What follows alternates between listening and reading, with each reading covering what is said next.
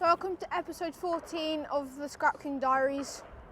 My name is Max Henry Taroni and this is my brother Russ, named after my granddad. We normally call him Little Russ. Hope you enjoy the episode. On 2 minutes, I've got to go sort out a driver.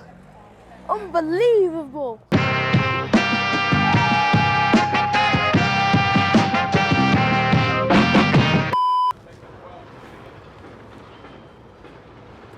If we stay up here in the sun long enough, we won't have to do it. The kids can do it.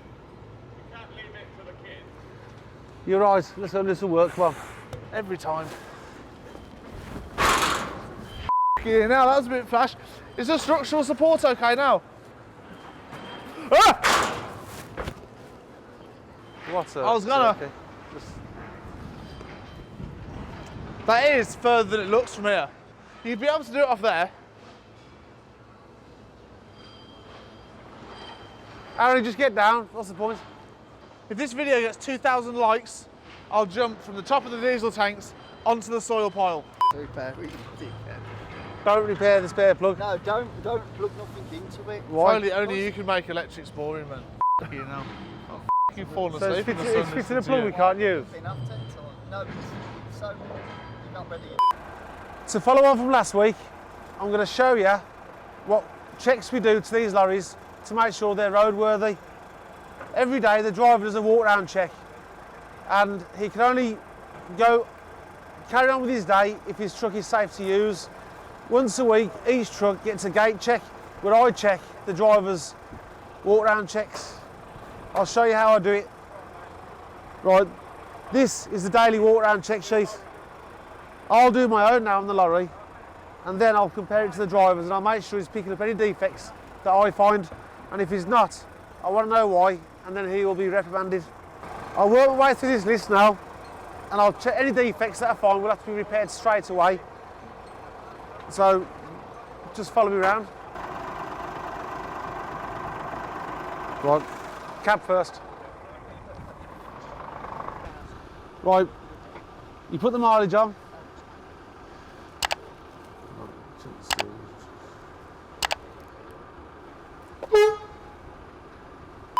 Right, these lorries are so up to date, you can check all the lights with the keys now, the key fob, which really helps. So you press these buttons, the lights shine, it lets you know that they're working, no bulbs need replacing. Tyres are very important, you have to make sure they are within the legal limit in order for the truck to be safe to use. We use these. If we check them and it goes into the red, the truck can't go anywhere, we'll have to get the people in to change it. We use a local firm who are very good. They're here within the hour and they're very reasonable. Yep, that's fine. Right, obviously I have to check every tyre, which can take up to 10-15 minutes. See the lights working? It saves you trying to find somewhere for the reflection. It's hard for you to see in the light, but I can see. They're all working. Nice one. Love that, mate. Nice one. Cheers. Thank you, mate. Done. Right. Part of the check is a wheel nut check. I can tell you, see, if they're loose, which means it would have to go straight in or get parked up in order for them all to get tightened up. Right. Yep.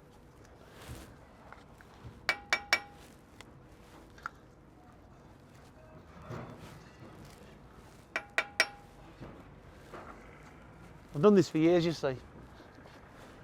I know the difference between a loose nut and a tight nut. So you're a nut expert?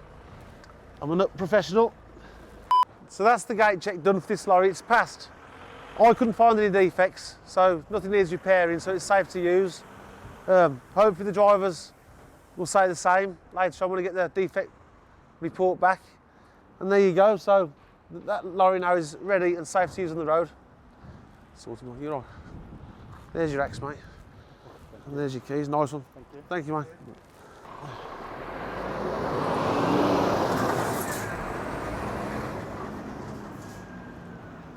Every week we have to fill out a transport management check, which keeps us up to date with everything and it allows us to make sure everything is being done correctly. We do it at the end of every week, and then if Vosa or anyone land, we've got all the information to hand. We can show them exactly what we've done all week and hopefully get a big green tick. So we'll go inside now and look at that. So, from a few episodes ago, you saw us show you our transport paperwork side of it, the hard part of running a fleet of lorries that you just saw in the last episode. So today we thought it'd be a good idea to show you what we have to do weekly to keep on top of all of our transport licence and lorries and fleet, and just make sure that we're keeping it up to date on a weekly basis. So we have to fill in a sheet that was made for us, tailored to our yard and lorries, and we have to keep copies of this per week, so it keeps records of any infringements or damages or any sort of problems or issues that have come. It's a history for every truck. Yeah, a history basically for all of the wagons. Have you got any to do today? So we'll start the sheet now. Yeah. Yes. Any PMIs? No. Hang on. Please don't rush it, man. Am I rushing? Yeah. What do you want to look for a PMI a bit longer there?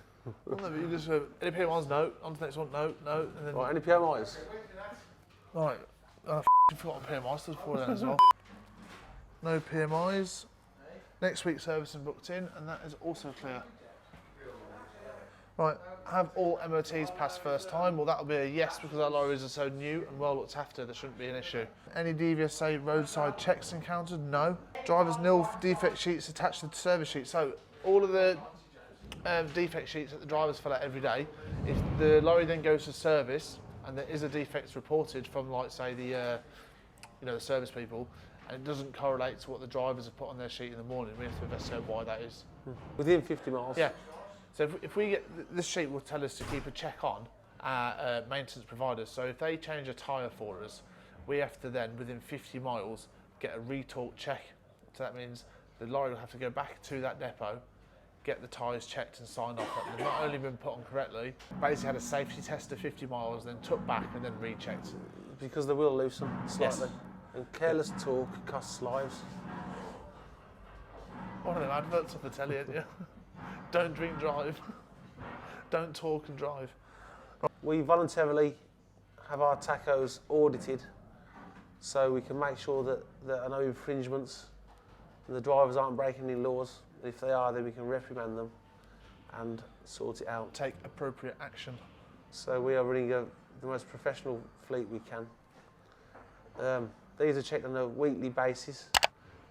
I get the reports on a Friday, so I can pull the driver up and discuss any infringements. During toolbox talks, we discuss driver's hours and what have you. So they're all fully up to date. VOSA will allow you to have a very small amount of, like, shunting miles, which means the lorry's been driven without a tachograph in it.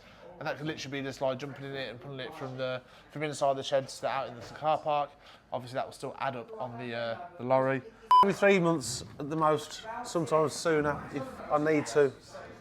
We do toolbox talks with all staff, from the drivers to the labourers in the yard to the machine drivers, the machine operators, and just to discuss any problems they're encountering or anything I can help them with. Seatbelts, we had to remind them they must be worn at all times, and load security. We had to remind them that they can't move the truck unless the load is secure, whether with a sheet over, straps.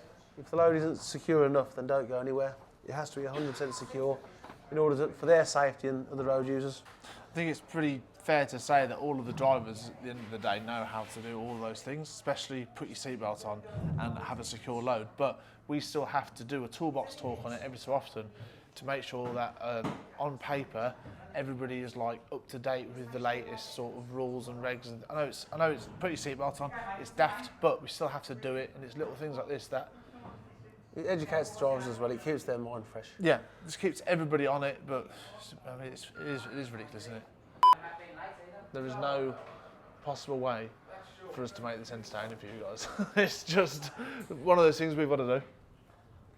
Of confusion. It's hard work, this is all this technology. Done. Right, put that in your folder so we can go do something a bit more entertaining. Most of them for your pals, aren't they? Richard will write on a skip ticket, oh, it's Harry's mate. Yes, you're Give right. him a discount, and then when my old man moans about it, I haven't got a clue. It's nothing to do with me. 20. Him and his dodgy deals. See you shortly. Right, so I noticed that many of you in the comments were asking for hoodies and merch, etc. So I have actually bought some and had it made, and it's here in the office now in a box, right? So you can order or ask me for a hoodie. That is available right now.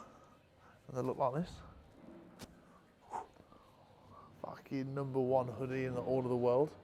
Let me just put it on for you so you can see what it's like. I'll find one that fits. So this is a large, as you can see, fits lovely. It looks like this. So if you're a scrap man driving around the UK collecting your tat, if you wear one of these, you're guaranteed to pick up more scrap metal. Fact. It's like a promo code for street collecting. That's what it's like. That's the back of it. And I also had some sample hats sent out, which look like this, but due to COVID, etc., I will not put it on my head. Oh, go on, I will. So when you're out the streets tatting, you've got one of these on, people see that and go, oh, f***ing hell, he's got a Scrap King hat on, that means he's like weighing in at Taroni's. Let's give him more stuff. That's just how it works. They go into the gardens and the sheds and they find more copper to give you guys. Facts. Oh, hats off to you. I like it, I like it. But they come in 3 colours. Red, black, and grey. Come at me. Now, how do you order one? Don't know, didn't think that far ahead. How much are they? Again, don't know, didn't think that far ahead. Actually haven't got a clue what I even paid for them. The best thing to do is DM me on Instagram at, don't forget this time all, and just ask me and I will, I don't really know what happens now, I've never sold clothes before. DM me and I will just sort it out for you. So if you want this black hat or the grey hat I've just tried on, or even that hoodie that has my bodily musk on it now, it's going to be more money due to the YouTube sensation that I am. You can't put that on. Right, it's going on. Just Scrapyard without breaking something. So,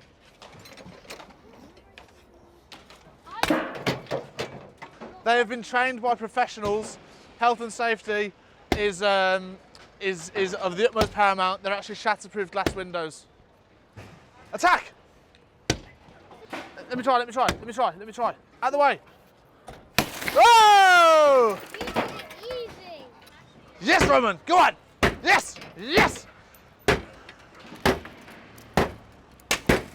Go on, back to the office. Left, steer it left. Steer it left.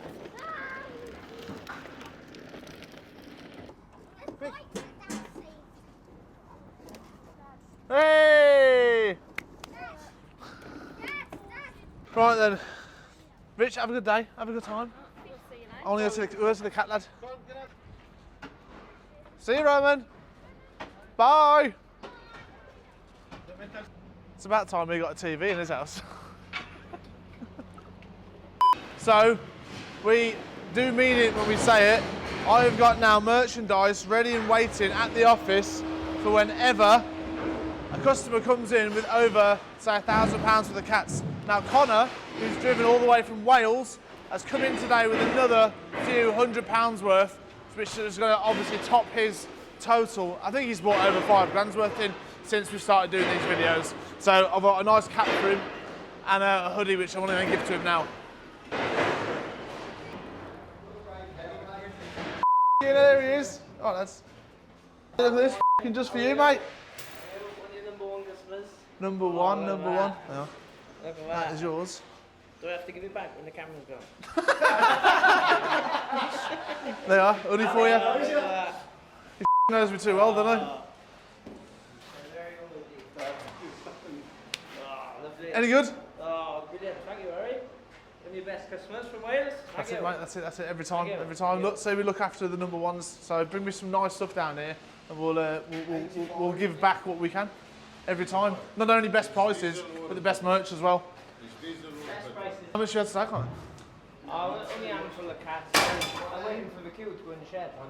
I don't know how it works. I don't know who's next. Just fall, jump in. It can sort you out now. I couldn't weigh you in. Right, let's get Connor sorted. Got a long drive back to Wales. So, get this straight out. Oh, do not scratch your car. Oh. You see, we're paying such good money in alloy wheels. This is all the way from Wales. I think today we're still on 126.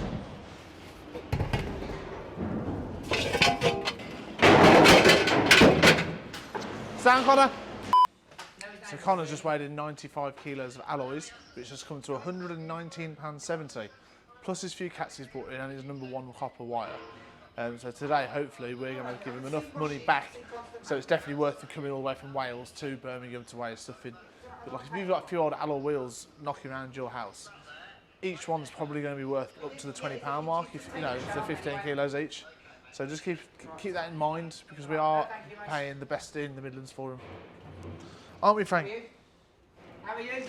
Oh. Aren't we?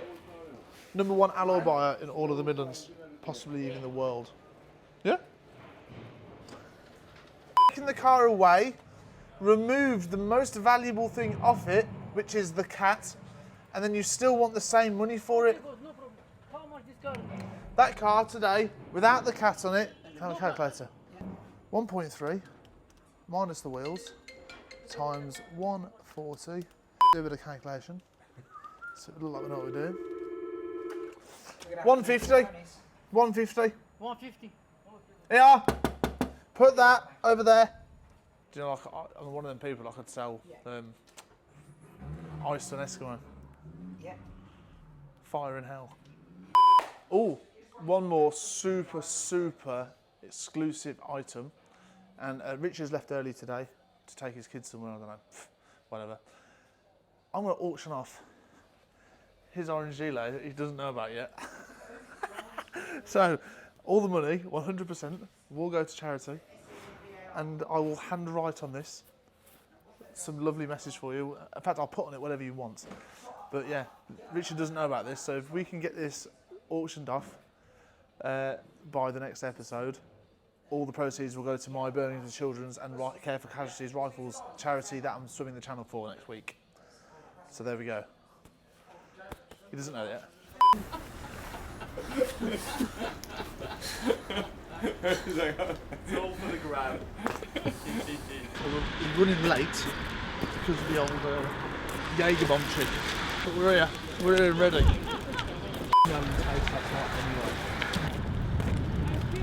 I've forgotten my f***ing hat, goggles, money for the boat, pride, courage, everything. It's just like being in Marbella, isn't it?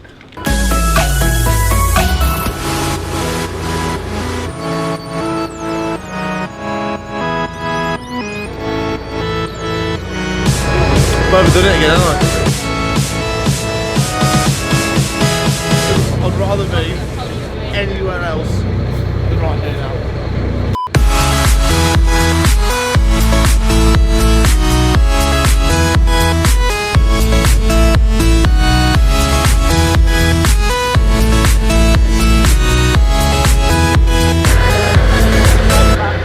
It's actually quite nice.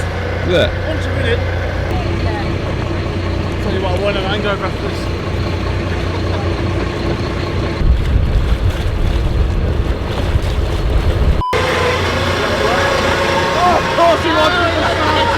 Of course he wants the straight in.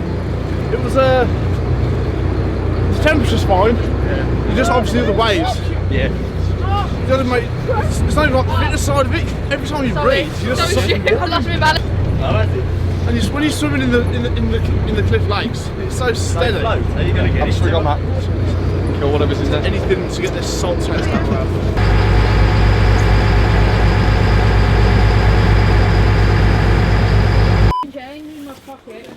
Oh no. Maybe a long drive home. Hope you enjoyed my dad's awkwardness. Make sure to like, share and subscribe and comment the cat numbers down below. Thank you for watching. Hope you liked episode 14.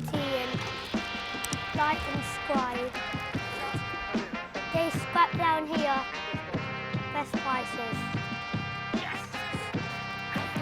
I'm not doing that. Yeah, you're gonna call on camera. You're like a frog! So thanks for watching. Don't forget, hit the like button and hit the subscribe button. Say hello. And we'll be back next week with your favourite episode of the Scrapyard Diaries. This is the latest Henry Taroni, future Scrap King. Come on, say hello.